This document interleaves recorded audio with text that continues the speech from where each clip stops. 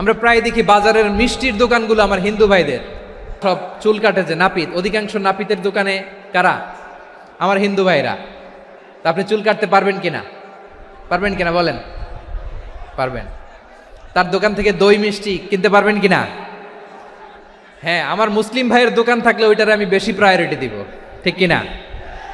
কিন্তু যদি তাদের সার্ভিস নিতে চান, প্রোডাক্ট নিতে চান, পারবেন। তার দলিল সহিহ বুখারী, আম্মা জান আয়েশা রাদিয়াল্লাহু তাআলা আনহা বলেন, ইশতারা রাসূলুল্লাহ সাল্লাল্লাহু আলাইহি ওয়াসাল্লাম মিন ইয়াহুদিয়িন তুআমান ওয়া রাহানাহু দিরআহু মিন হাদিদ।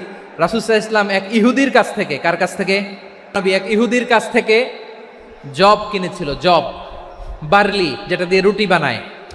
ওই জবের দাম দেওয়া টাকা পয়সা নবীর কাছে ছিল না, ফলে নবী ওনার একটা পোশাককে মর্গেজ রেখেছিলেন, মর্গেজ, বন্ধক, যে এখন এটার দাম দিতে পারবো না, কয়েক কেজি বার্লি নিয়ে যাই আর বন্ধক হিসেবে আমার জামাটা রেখে গেলাম, যেদিন দাম দিব ওই দিন জামাটা ছুটায় নিয়ে যাব।